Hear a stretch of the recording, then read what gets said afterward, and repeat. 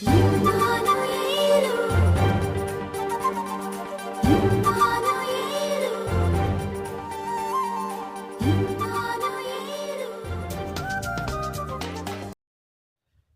ఉన్న వారందరూ కూడా మన దగ్గర ఉన్నటువంటి బైబిల్ని తెరచి ఒక చక్కని వాక్యమును మనం ధ్యానం చేసుకుందాం. సామెతల గ్రంథము 23వ అధ్యాయము 18వ వాక్యమును మనం ధ్యానం చేసుకుందాం. నిశ్చయముగా ముందుగతి రానే వచ్చును, నీ ఆశ భంగము కానేరదు. హల్లెలూయా. ఈరోజు నేను చెబుతున్న అంశం, నీ ఆశ భంగము కానేరదు. ఈ సామెతల గ్రంథంలో రాసినటువంటి వ్యక్తి ఎవరనగా దావీదు కుమారుడైనటువంటి సొలొమోను గారు ఈ యొక్క సామెతల గ్రంథాన్ని రాశారు. సొలొమోను గారు ఈ సామెతలు మాత్రమే కాకుండా సామెతలు, ప్రసంగి, పరమగీతములు, కీర్తనలలో కొన్ని కీర్తనలు గ్రంథములను కూడా రాసినటువంటి ఒక గొప్ప జ్ఞాని. స్వయాన దేవుడి చేత జ్ఞానమును అడిగి పొందుకున్నటువంటి వ్యక్తి ఈ యొక్క సొలొమోను. ఈ సొలొమోను మహారాజు పరమగీతములు యవన ప్రాయంలో రాశాడు, సామెతలు మధ్య వయసులో రాశాడు, ప్రసంగి వృద్ధాప్యంలో రాశాడు. అయితే మధ్య వయస్సులో రాసినటువంటి ఈ సామెతల గ్రంథంలో నుంచి 23వ అధ్యాయము 18వ వాక్యమును మనం ఇంతవరకు చదువుకున్నాం. చదువుకున్నటువంటి వాక్య భాగంలో మాట్లాడుతున్నటువంటి ఈ మాటను మనము జాగ్రత్తగా శ్రద్ధగా ధ్యానిద్దాం. నిశ్చయముగా ముందుగతి రానే వచ్చును, నీ ఆశ భంగము కానేరదు. హల్లెలూయా. చాలా మంది జీవితంలో ఆశలు, కోరికలు, తలంపులు. ఒక వ్యక్తి భూమి మీదకి జన్మించాడు అంటే ఆ వ్యక్తికి ఎన్నో ఆశలు, ఎన్నో తలంపులు, ఎన్నో కోరికలు. అయితే ఈ ఆశల మధ్య, కోరికల మధ్య గతించిపోయినటువంటి కాలాలు ఎన్నో ఉంటాయి. గతించిపోయినటువంటి కాలాలు అంటే గతించిపోయినటువంటి కాలాలలో ఏదైతే చేయాలి అనేసి అనుకుంటాడో, ఏదైతే కావాలి అనుకుంటాడో, ఏదైతే పొందుకోవాలి అని ఆశపడి ఉంటాడో వాటన్నిటిని కూడా కోల్పోయినటువంటి స్థితి ఈ స్థితి. అయితే ముందు సమృద్ధిగా ఉన్నటువంటి వాడు ఎండ్ ఆఫ్ ది డే, చివరి దినాలకు వచ్చేసరికి సమస్తాన్ని కూడా కోల్పోయినటువంటి పరిస్థితుల్లో ఉంటారు. ఫర్ ఎగ్జాంపుల్, బైబిల్ గ్రంథంలో మనకు నయోమి అన్నటువంటి ఒక సహోదరి కనబడతా ఉంది.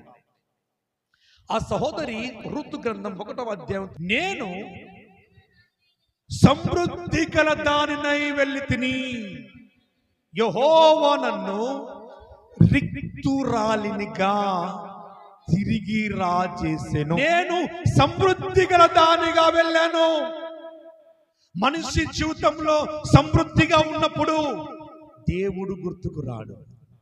వస్తాడండి, తినడానికి తిండి ఉంది, కట్టుకోవడానికి బట్టలు ఉన్నాయి, ఆ తర్వాత ఉండడానికి ఇంట్లో ఉంది, ఏ అప్పుల బాధ లేదు, ఏ సమస్య లేదు, ఇంకా ఏమి లేనప్పుడు మనిషి ఏం చేస్తాడంటే 4 వేళ్లకు 4 ఉంగరాలు పెడతాడు. ఇంకా కొందరు ఉన్నారు 5 ఉంగరాలు పెట్టేవాళ్ళు ఉన్నారు.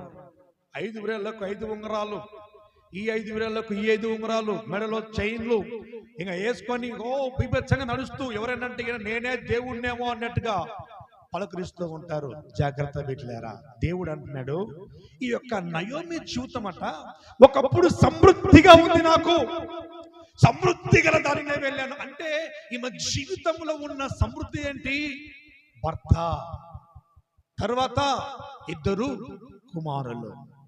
నా భర్త ఉన్నాడు, నా 2 కుమారులు ఉన్నారు, నా ఇష్టం, నేను ఏదైనా సరే చెయ్యగలను. కారణం ఏంటి? నా భర్త ఉన్నాడు, నా పిల్లలు ఉన్నారు. ఎంత దూరమైన ఎక్కలేని ఎత్తైన కొండలైనా సరే ఎక్కి దిగలను. అని సమృద్ధిగా ఉన్నటువంటి రొట్టెల ఇల్లు అనేటువంటి యెరూషలేమును విడిచిపెట్టి మోయాబునకు ప్రయాణమైపోయిందంట ఆ సహోదరి. మోయాబునకు ప్రయాణమైపోతే అక్కడ అనుకుంది, ఇక్కడ ఉన్నట్టుగానే కంఫర్ట్గా నేను అక్కడ ఉంటాను, ఇక్కడ ఉన్నట్టుగా నేను సమృద్ధిగా సంపాదించుకుంటాను, ఇక్కడ ఉన్నట్టుగా నా జీవితంలో సమస్తాన్ని కొన్ని నేను పొందుకుంటాను, ఎవరొచ్చినా ఎదురించగలను అనేసి ఒక దృఢమైనటువంటి నమ్మకంతో ఆ సహోదరి వెళ్ళిందట. ఆఖరికి ఏమయ్యారు? ఏ భర్త మీదైతే నమ్మకం ఉంచి అడుగు వేసిందో, ఏ కుమారులైతే నమ్మి అడుగు వేసిందో, ఆ భర్త ఆ కుమారులు అందరిని కూడా దేవుడు తనకు దూరం చేశాడట. అంటా ఉంది, నేను సమృద్ధి గల దానిని వెళ్ళి తిని యెహోవా నన్ను రిక్తురాలిగా చేశాను. అంటే దాని అర్థం ఏంటి? సమృద్ధిగా ఉన్నప్పుడు దేవుణ్ణి మర్చిపోయింది. సమృద్ధిగా ఉన్నప్పుడు నా భర్తే నాకు దైవం అనుకుంది, నా పిల్లలే నాకు బలం అనుకుంది. గమనించండి బిడ్డలారా, నా భర్తే నాకు బలం, ధైర్యం, నా పిల్లలే నాకు బలం అనుకుని అడుగు ముందుకేసిన తర్వాత, అక్కడికి వెళ్ళిన తర్వాత ఎవరి మాటలు వినింది? ఆ ఊరి పెద్ద మనుషుల మాటలు వినింది. ఆ ఊరి పెద్ద మనుషుల మాటలు విని, ఆ ఊరి పెద్ద మనుషులు ఏది చెబితే అదే వినడానికి ప్రయత్నించింది. అమ్మా, ఇదిగో నువ్వు ఇక్కడికి వచ్చి 1 సంవత్సరం పాటు అయింది కదా, ఈ సంవత్సరం పాటు జీవితంలో ఇదిగో నీవు, నీ భర్త, నీ పిల్లలు అందరూ కూడా ఇక్కడే ఉన్నారు కనుక నువ్వు ఏం చేస్తావో తెలుసా? ఈ దేశపు కుమార్తెలను ఇద్దరు నీకు ఇస్తాము, 2 కుమారులకు 2 కుమార్తెలను చేసుకో అని ఇద్దరు చేసిన తర్వాత పూర్తిగా ఇంకా బలం వచ్చింది. కారణం ఏంటో తెలుసా? ఇదిగో ఈ దేశంలో స్థిరపడడానికి నాకు ఎవరొచ్చారు? బలగం వచ్చింది. ఎవరొచ్చారు? ఇంత దాకా ఎవరున్నారు? భర్త, ఆ తర్వాత 2 కుమారులు ఉన్నారు. మాకు ఒక బలం ఉంది, నాకు ఒక ధైర్యం ఉంది, నా పిల్లలు ఒక బలం అనుకుంది. అయితే ఈ బలానికి మరి కాస్త ఎవరొచ్చారు? ఇద్దరికి కూడా ఆ దేశములో నుంచి ఎవరు వచ్చారట? ఆ 2 కోడళ్ళు వచ్చేసరికి ఈమెలో ఇంకా ధైర్యం వచ్చింది. కారణం ఏంటి? నాకు బంధు బలం ఉంది, రక్త సంబంధం మాత్రమే కాకుండా నాకు బంధు బలం ఉంది. ఇక నేను ఏదైనా సరే చేస్తాను, ఎంత దూరమైనా సరే వెళ్తాను, నాకు ఇంతకంటే ఇంకా ఏం కావాలి అనుకుంది. అనుకుని మురిసిపోతున్నటువంటి సమయాన ఇదిగో ఆశలన్నీ కూడా ఏమయ్యో తెలుసా? అడి ఆశలైపోయాడు. భర్త చనిపోయాడు. ఏ కుమారులు చూసి మురిసిపోయిందో ఆ 2 కుమారులు చనిపోయారు. ఒక్కతే మిగిలిపోయింది. ఆ దేశంలో ఈమె ఒక్కతే ఉంది. ఆ 2 కోడళ్ళు ఉన్నారు. వారిద్దరిని పిలిచి అడుగుతా ఉంది, అమ్మా, నేను వృద్ధురాల్ని, ఇక నేను మరలా వివాహం చేసుకునే పిల్లలను కనినా నాకంత శక్తి లేదు, నేను ఒక ముసల్దాన్ని అయిపోయాను. ఒకవేళ నేను కనినా కూడా ఈ పిల్లవాడు ఎదిగి పెద్దగా లోపు మరలా మీరు ముసలి వాళ్ళు అయిపోతారు, కనుక వద్దు, మీ దారి మీరు చూసుకోండి అని చెప్పారు. చెప్పిన తర్వాత ఆమె జీవితంలో తలవంపుల కార్యక్రమం. పెద్ద కోడలు ముద్దు పెట్టింది, వెళ్ళిపోయింది. అందరూ విడిచి పోతే ఒక్క సహోదరు మిగిలింది. ఎవరో తెలుసా? ఆ చిన్న కోడలు. ఆ చిన్న కోడలికి దేవుడి వాక్యము తెలుసు, దేవుడి ప్రార్థన తెలుసు. తన అత్తగారు రోజు ప్రార్థన చేసుకుంటున్నారు. భర్త చనిపోగానే ఇక మోకరించి కన్నీరు కార్చి, అయ్యా, నా భర్తను నువ్వు తీసుకొని పోయావా? ఇదిగో 2 కుమారులు, ఒకడి పేరేమో కిలియోను, ఒకడి పేరేమో మహ్లోను, ఒకడేమో రోగి, ఒకడేమో సోమరిపోతూ. ఈ పిల్లల్ని తీసుకొని ఎట్లా చేసేది అని కన్నీరు కారుస్తూ ఉన్నప్పుడు ఆ కోడలు అడిగి ఉంటుంది, ఏమన్నా తెలుసా? అత్త, నువ్వు ప్రార్థన చేస్తున్నావు కదా, నీ దేవుడు నీ ప్రార్థన వింటాడా? వింటాడు. నా దేవుడు సర్వశక్తి దేవుడమ్మా, నా దేవుడు గొప్ప కార్యాలు చేసే దేవుడమ్మా, నా దేవుడు అందరూ విడిచినా కూడా మమ్మల్ని విడిచిపెట్టే దేవుడు కాడమ్మా. మా దేవుడు ఎటువంటి వాడంటే ఆయన పక్షమున మేము నిలబడి మొరపెట్టి ప్రార్థన చేసినప్పుడు అదిగో ఆ యొక్క ఇశ్రాయేలు సైన్యమును ఐగుప్తు ప్రాంతం నుంచి దేశం నుంచి విడిపించినప్పుడు, ఐగుప్తు దండంతా మీదికి వచ్చినప్పుడు ఇదిగో నీ ముందర ఎవరు కూడా నిలబడలేరు అని యెహోషువతో వాగ్దానము చేసినప్పుడు యెహోషువ దగ్గర ఏ ఒక్కరు కూడా నిలబడలేదమ్మా. అంత శక్తి కలిగినటువంటి దేవుడు నా దేవుడు. నా దేవుడు ఎన్నో ఎర్ర సముద్రాన్ని చీల్చాడు, ఎరుకో గోడలు కూల్చాడు, అనేకుల్ని వారి వారి బంధకాల నుంచి విడిపించగలిగాడు నా దేవుడు. అంత గొప్ప దేవుడు నా దేవుడని దేవుని యొక్క గొప్పతనము చెప్పగలిగింది కనుకనే ఆ సహోదరి పలుకుతున్న ఒక మాట, అమ్మా నీ పెద్ద కోడలు వెళ్ళిపోయింది, ఇక నీవు కూడా వెళ్ళిపోవచ్చు కదా. ఆ సహోదరి తన హృదయంలో పెట్టుకున్న ఒక్క ఆశ, ఆ ఆశ ఏంటో ధ్యానించండి ఒకసారి. In reference 1:16 ధ్యానించండి. అందుకు ఋతు నా వెంబడి రావద్దనియు, నన్ను విడిచిపెట్టవనియు, నన్ను బతిమాలు కొనవద్దు, నీ వెళ్ళు చోటకే నేను వచ్చేదను, నీవు నివసించు చోటనే నేను నివసించేదను, నీ జనమే నా జనము, నీ దేవుడే నా దేవుడు, నీవు మృతి నొందు చోటనే నేను మృతి పొందేదను. చప్పలు కొట్టి దేవుని అమ్మాయి పడతాం. హల్లెలూయా. ఎవరయ్యా ఈమె ఆశ ఏంటి? ఈమె కోరిక ఏంటి? ఒక్కతి విధవరాలు, పైగా ముసల్ది. ఆ ముస్లామే ఆడ ఉంటే నేను యవనంలో ఉన్నాను, నా బ్రతుకు నేను చూసుకుంటాను, నా జీవితం నేను చూసుకుంటాను, నేను వెళ్ళిపోతాను అనేసి విడిచిపెట్టి వెళ్ళిపోకుండా అదిగో భర్త లేడు, ఒంటరి స్త్రీ, నేను ఏమైపోయినా సరే కానీ నేను నా అత్తను విడువను. హల్లెలూయా. నేను ఏమైపోయినా సరే ఇదిగో ఈమె ఆరాధిస్తున్న దేవుడు, ఈమె స్తుతిస్తున్న దేవుడు, ఈమె ప్రార్థిస్తున్న దేవుడు, ఆయన మనుషులను చూచి, ఆయన మనుషులు పైరూపాన్ని చూసి ఇదిగో మనుషులు రెక్క పెడతారేమో కానీ నా దేవుడు, నేను నమ్మిన దేవుడు నా హృదయ అంతరంద్రియమును ఆయన పరీక్షించి తెలుసుకుంటాడని చెప్పేసి దేవుడి పైన భారం వేసింది. ఏమ్మా వెళ్ళిపోవచ్చు కదా. వెళ్ళిపోను. కారణం ఏంటి? నా చావు నేను చస్తా, నువ్వు వెళ్ళిపో, నేను వెళ్ళను. ఎందుకొరకు అంటే నీ దేవుడే నా దేవుడు. మొట్టమొదటి పలికిన మాట హల్లెలూయా. ఒక అత్తగా నీ ఇంటికి ఒక కోడలను తెచ్చుకునేటప్పుడు, లేదు నీ కూతుర్ని ఒక ఇంటికి కోడలుగా పంపించేటప్పుడు నీవు చెప్పవలసిన, నీవు అడగవలసిన 2 మాటలు ఏంటో తెలుసా? నీ దేవుడే నా దేవుడు.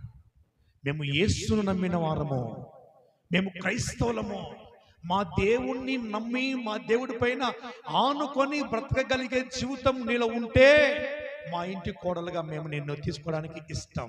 అమ్మా ఇదిగో నిన్ను అక్కడికి పంపిస్తూ ఉన్నాము, పరదేశంలో ఇదిగో పరవాసిగా నువ్వు ఉండబోతున్నావు. అయితే నీవు నమ్మినటువంటి దేవుణ్ణి నువ్వు విడిచిపెట్టకూడదు అని నీ బిడ్డకు నువ్వు నేర్పించును పంపాలి. హల్లెలూయా. నీ బిడ్డకు నువ్వు నేర్పించి పంపాలి. నీవు నమ్మిన దేవుడు నిన్ను చెయ్యి విడిచే దేవుడు కాదు.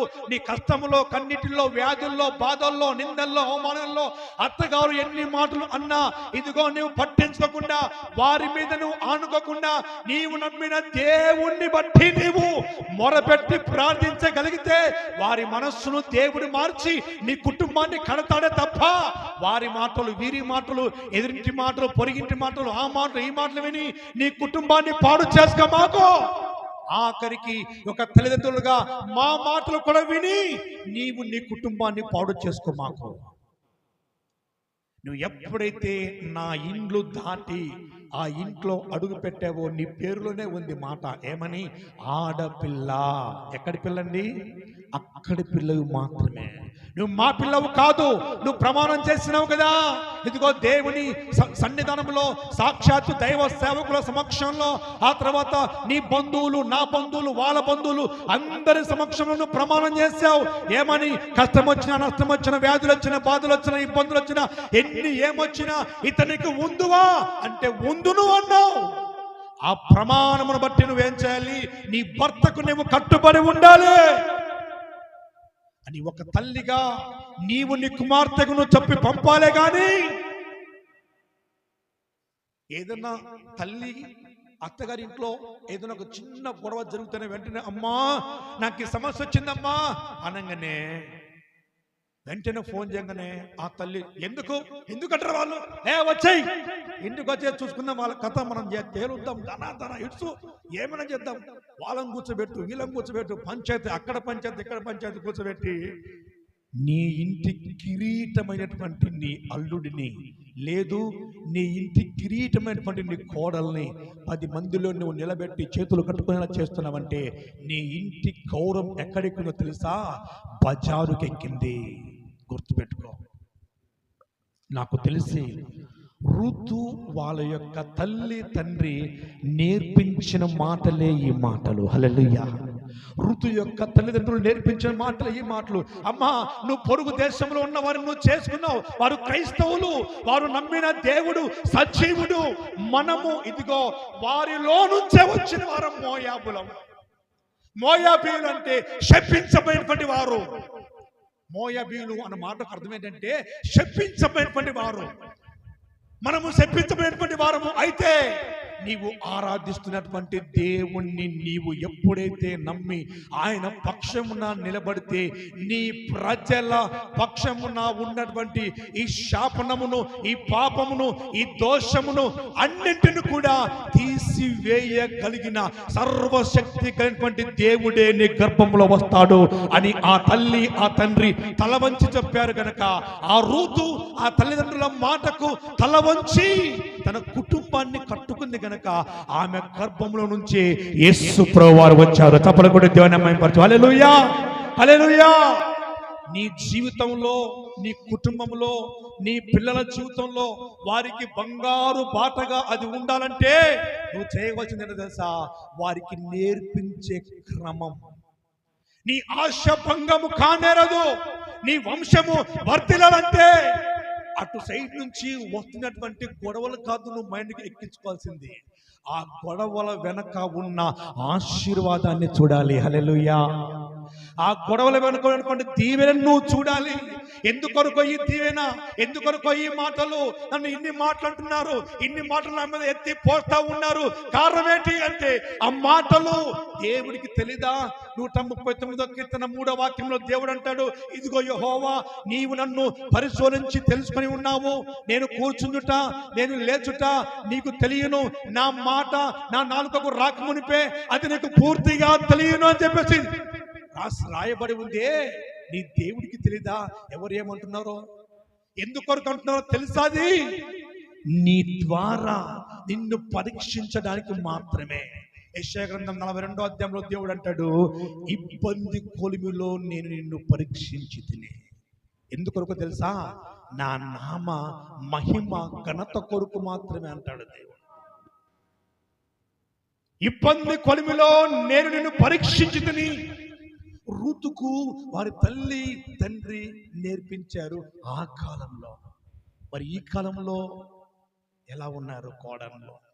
కొందరు ఏంటంటే ఇంటికి ఎవరైనా వస్తే ఒప్పుకోరు. నేను నా భర్త ఇద్దరమే ఉండాలి, లేదు నేను నా భర్త నా అత్త నా మామ నలుగురే ఉండాలి. ఆడపిల్ల వస్తే ఒప్పుకోరు. కారణం ఏంటి తెలుసా? మరి నీవు కూడా నీ పుట్టింటికి ఒక ఆడపిల్లగా వస్తూ ఉన్నావే, వెళ్తూ ఉన్నావే. మరి నీకు ఒక కొలత, వారికి ఒక కొలతనా? అవునా? మీ అమ్మ వాళ్ళు రాకూడదు, మరి మీ అమ్మ వాళ్ళు రావచ్చా? గమనించబిడ్డ, మరి మీ అమ్మ వాళ్ళు రావచ్చా? మీ అమ్మలతో మాట్లాడకు, మరి మీ అమ్మలతో మాట్లాడచ్చా? గమనించి బిడ్డలారా, బైబిల్లో వాక్యం ఉంటుంది, మోసపోకుడి, దేవుడు వెక్కిరించబడ్డాడు. ఏ కొలత కొలుస్తావో అదే కొలత నీకు కూడా. నువ్వు ఏ కొలత కొలుస్తావో అదే కొలత నీకు కూడా. అత్తను పట్టించుకోకుండా, కుటుంబాన్ని పట్టించుకోకుండా దొంగ ముద్దు పెట్టి పారిపోయేటువంటి ఓర్ఫా చరిత్రలో లేదు. గమనించు, హల్లెలూయా. ఓర్ఫా చరిత్రలో లేదు. అత్తను గౌరవించి, అత్త కుటుంబాన్ని గౌరవించి, అత్తకు భర్త లేడు, అత్తకు కుటుంబం లేదు, అత్త పరిస్థితి ఏంటి అని ప్రేమించి అత్తను హత్తుకుంది కాబట్టే నా దేవుడు రూతును ఎత్తుకున్నాడు. హల్లెలూయా.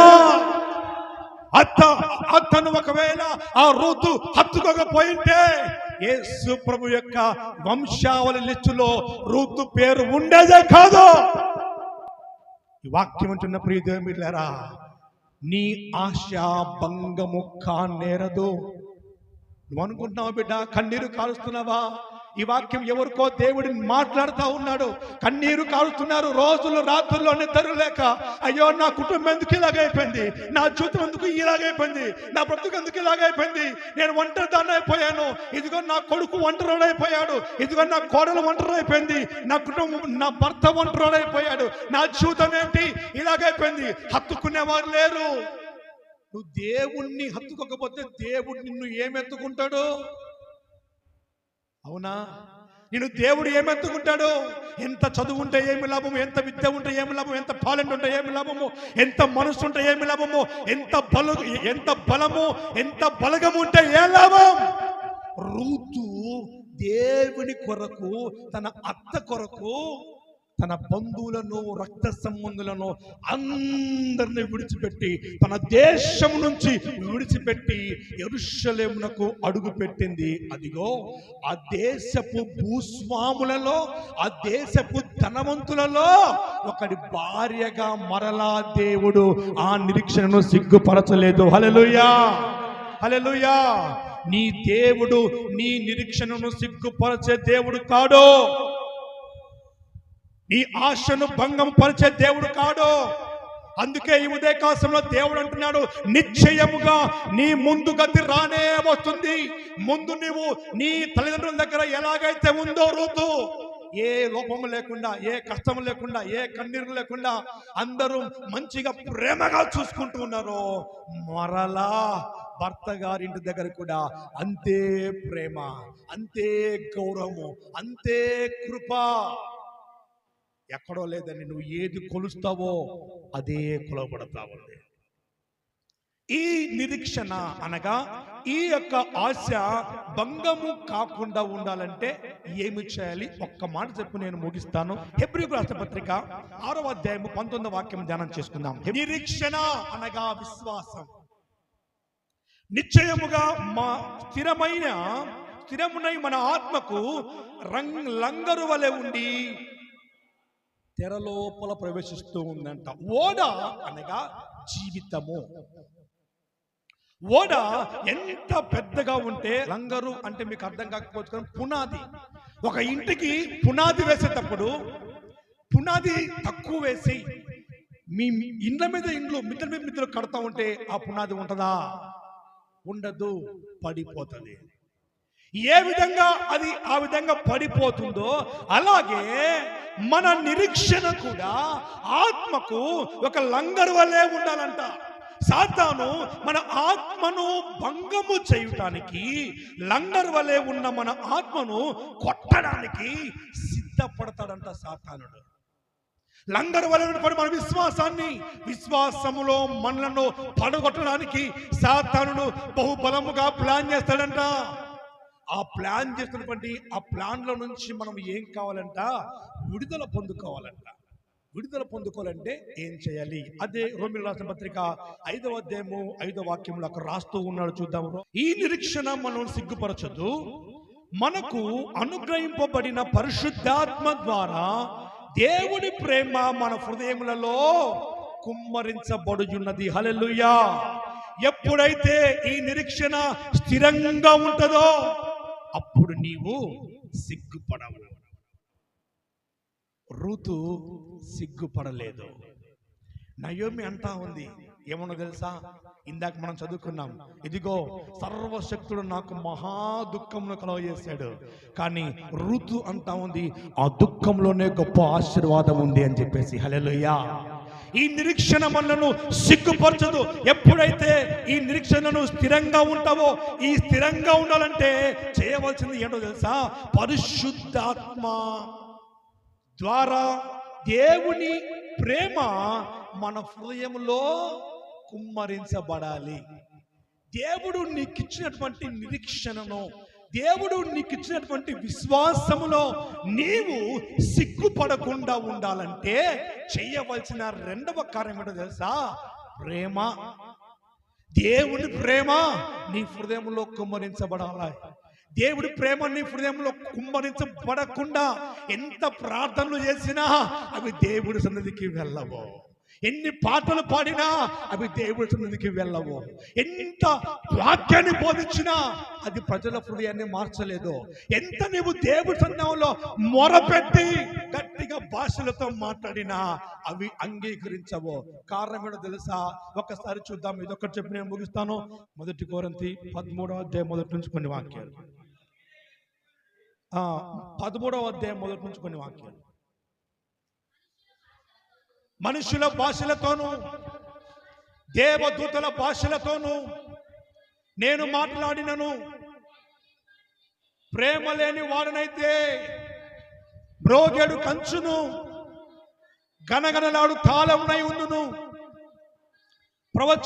ప్రవచించు కృపావరములు కలిగి ఉన్నను. మర్మములన్నీయు జ్ఞానమంతయు ఎరిగిన వాడనై ఉండి కొండలను పెగిలింపగల సంపూర్ణ విశ్వాసం గలవాడనైనను, ప్రేమ లేని వాడనైతే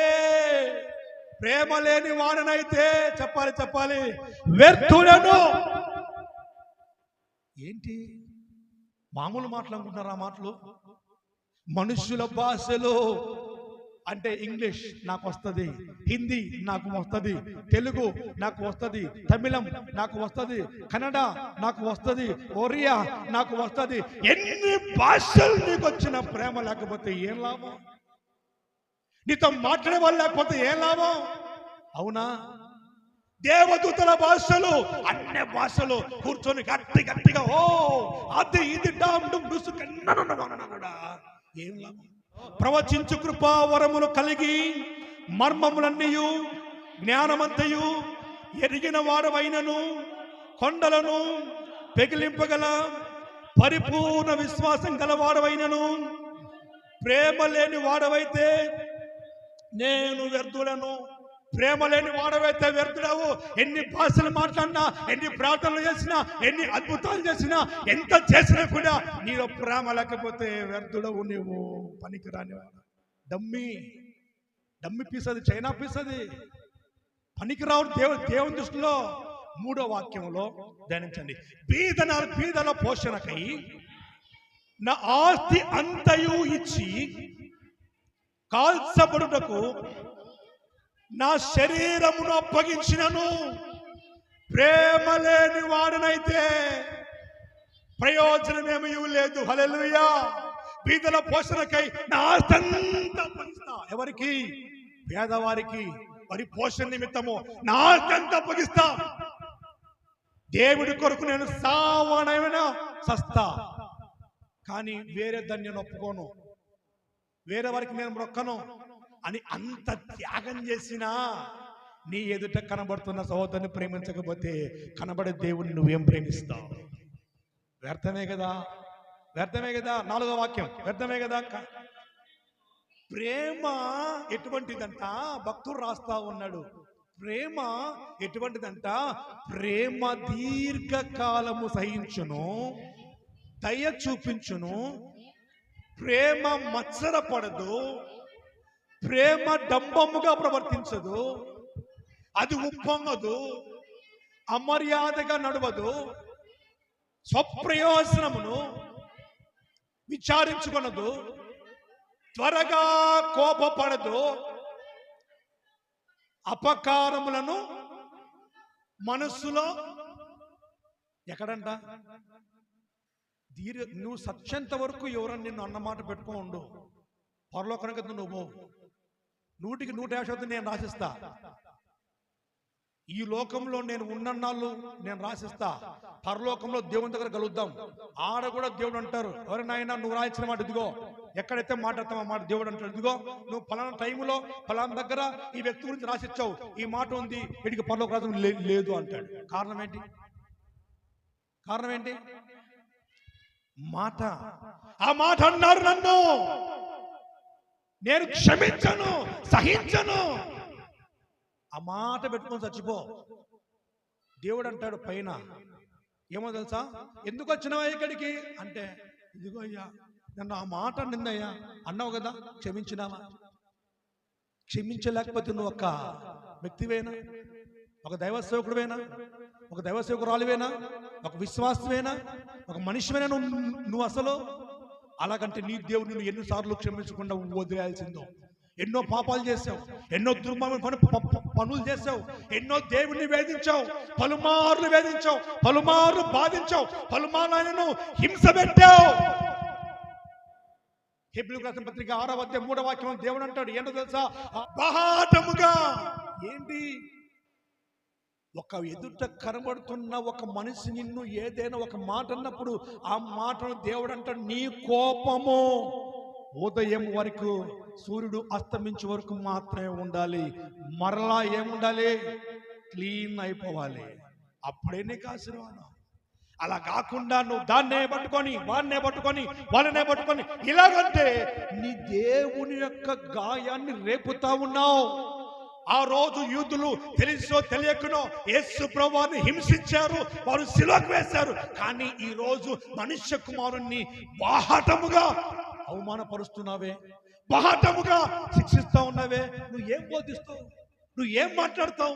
ఏమని ప్రాణం చేస్తావు? నువ్వు ఏమని ఇతరులకు మాదిరికరంగా ఉన్నావు? నిన్ను చూసి బయట వారు ఏం నేర్చుకోవాలి? ఒక దేవుని బిడ్డగా నీకు ఉండవలసింది ఏంటో తెలుసా? ఋతు లాంటి మనసు ఉండాలి. హల్లెలూయా. ఋతు ఏం చేసింది? ఓర్ఫా కళ్ళ ఎదురుగా, ఇదిగో నువ్వు ముసల్దానం అయిపోయినావు అని చెప్పేసి ముద్దు పెట్టి పారిపోతే, ఋతు ఏం చేస్తుంది? అత్త, నీ దేవుడే నా దేవుడు, నిశ్చయముగా నా స్థితి మరలా రానే వస్తుంది. నా ఆశ నా దేవుడు భంగము చేసే దేవుడు కాడు. నీ దేవుడే నా దేవుడు, నీ ప్రజలే నా ప్రజలు. నువ్వు ఎక్కడైతే మృతి పొందుతావో నేను అక్కడే మృతి పొందుతా. ఋతుకు ఆ దేశంలో ఉన్నవారు ఎవరని తెలుసా? చెప్పండి. ఈమెనేమో మోయాబు, ఈమెనేమో యెరూషలేము.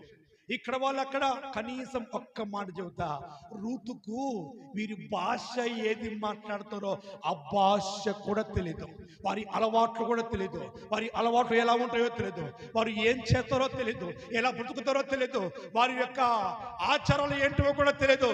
కానీ ఋతు నమ్మింది ఒకటే, నీ దేవుడే నా దేవుడు. ఆ విశ్వాసముతో అడుగు ముందుకేసింది.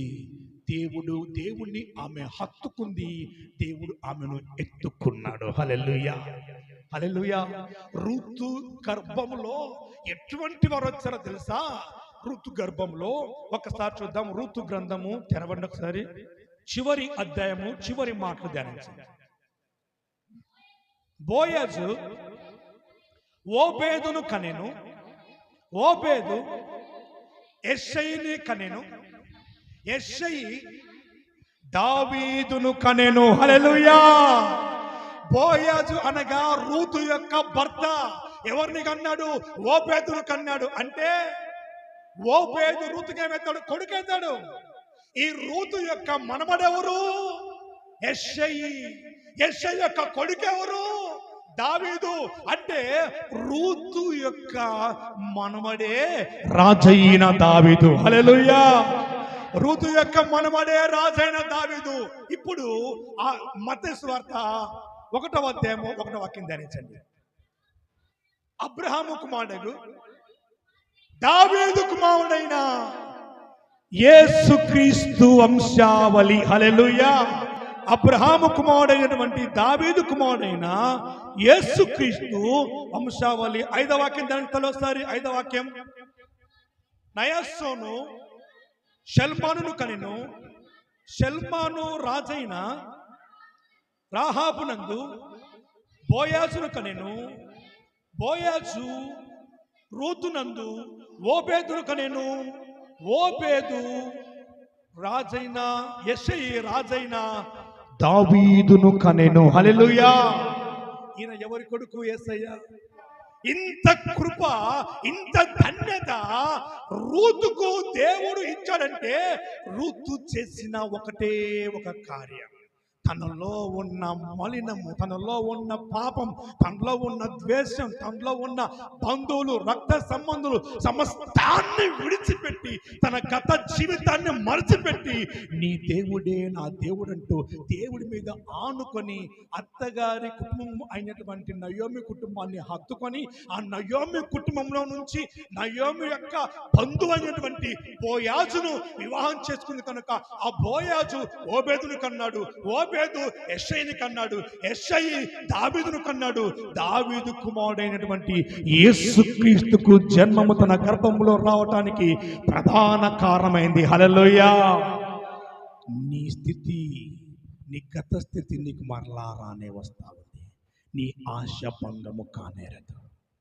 ఈరోజు నీ జీవితంలో దేన్నైతే నువ్వు కోల్పోయావో, దేన్నైతే నువ్వు వదులుకున్నావో, ఇది నాకు వద్దు, ఇది నాకు రాదు, ఇది నా జీవితం కాదు అనేసి అనుకున్నావో, దేవుని కొరకు నువ్వు ఎదురు చూసి, దేవుని కొరకు నువ్వు నిలబడి ఒక రూతు వలె నీ వారందరూ వాళ్ళేమనుకుంటారో వీళ్ళేమనుకుంటారో, దేవుని దగ్గరకు వస్తే వాళ్ళేమంటారో వీళ్ళేమంటారో అనేసి నువ్వు వారి ముఖము చూసే దానికంటే కూడా రూతు వాళ్ళ అమ్మ నాన్నలు, అక్క చెల్లెళ్ళు, బంధుమిత్రులు, అన్నదమ్ములు అందరూ ఉన్నారు చుట్టూరు. అంతమంది ఉన్నా వీళ్ళెవ్వరు కూడా నాకు వద్దు, కానీ నా అత్తే నాకు కావాలి. హల్లెలూయా. ఆమె దగ్గర ఆస్తి లేదు, అంతస్తు లేదు, మిద్దెలు లేవు, మెడలు లేవు, ఏమీ లేవు. కానీ ఆస్తి కంటే, అంతస్తుల కంటే, మిద్దెల కంటే, మెడల కంటే అన్నింటిని మించినటువంటి గొప్ప దేవుడు ఆమె దగ్గర ఉన్నాడు. హల్లెలూయా. గొప్ప దేవుడు ఉన్నాడు కాబట్టి ఆమె ఆయన మీద భారమేసి అడుగు ముందుకేసింది. కనుకే ఆశీర్వాదం. నీ అత్తమామలు నీకు మిద్దెలు, మేడలు, ఆస్తులు, అంతస్తులు ఏవి కూడా ఇవ్వకపోవచ్చు, కానీ నీవు ఆరాధించడానికి నీకు ఒక దేవుణ్ణి ఇచ్చారు. ఆయనను పట్టుకొని రూతు వలె నువ్వు అడుగు ముందుకేస్తే నీ జీవితంలో ఇదిగో రూతును ఆశీర్వదించిన దేవుడు నిన్ను ఆశీర్వదిస్తాడు. రూతు యొక్క జీవితంలో ఇదిగో నిశ్చయముగా నీ ముందుగతి రానే వచ్చును అన్న విధంగా నీ జీవితంలో కూడా ముందుగతి రాగానే వస్తుంది. నీ ఆశ ఎన్నడూ కూడా భంగము కానేరదు. ఆమేన్. అట్టి కృప ఆశీర్వాదం దేవుడు మనకు అనుగ్రహించి దీవించును గాక. ఆమేన్. మా చిరునామా పాస్టర్ ఏలియా MS, Emmanuel healing ministries, Saraswati Nagar, Nandyal, Kurnool district, Andhra Pradesh. మా ఫోన్ నెంబర్స్ 900020